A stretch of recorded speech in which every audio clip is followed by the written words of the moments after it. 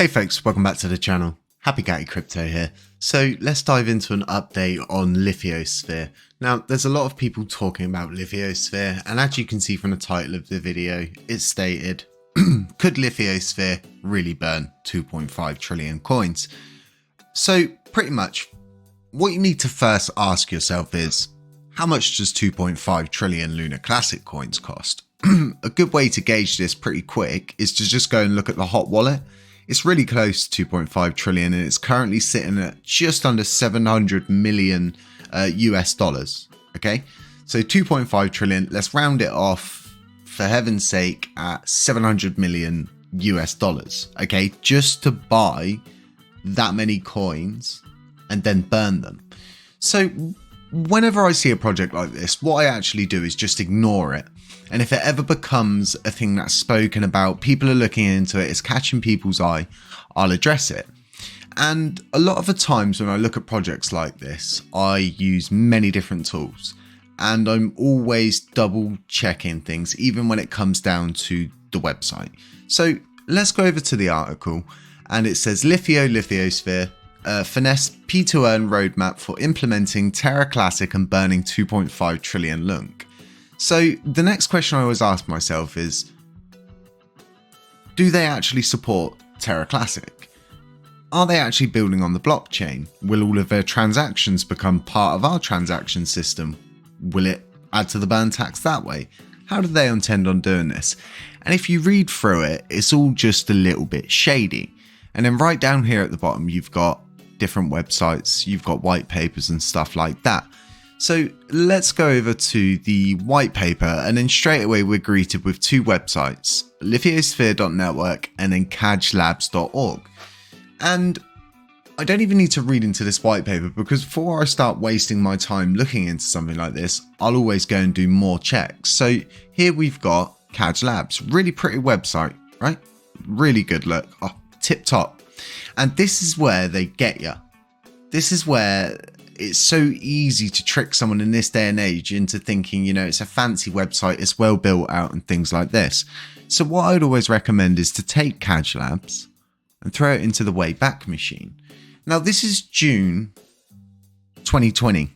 Okay, so this is 2 years ago. 2 years ago, the website was like this. Now this is worrying for me. Why? Well, because the thing it's involved with, look, their commitment, $2 million. I mean, come on. It's sad to say this, but we're going to be seeing more and more projects coming out like this, making all these claims under the sun with their pretty websites and their, you know, captivating articles and stuff like that. But ultimately, it's just a load of horse. It's just a load of doo-doo. And even the Lithosphere website itself rings so many alarm bells on the Wayback Machine. And the Wayback Machine's a great tool, and you can use it for many different things. And I used it way back when I was involved with Shiba Inu. This is before I was obviously Happy Catty Crypto. I was just Jay at that point. But you know, the whole Shiba burn token thing, I didn't like it. I didn't agree with it. And it was just such a quick way to grab, you know, liquidity from the market. If you go look at, you know, Shiba burn token, they've deleted it now and the website's gone, but you can get it in the Wayback Machine, and it's just naughty, saucy stuff. And we just need to avoid projects like this at all costs, no matter what happens. So no, they're not going to burn 2.5 trillion coins.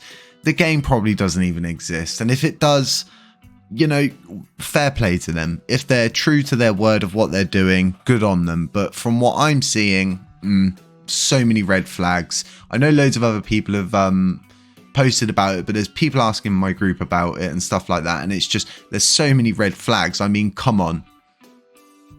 From this to this, and it's this, and it's probably changed a few times in between then. I don't need to look anymore once I've seen something like this. So folks, stay clear of Lithosphere. And then going on to another one, which is Meta Rivals. Now it's easy for a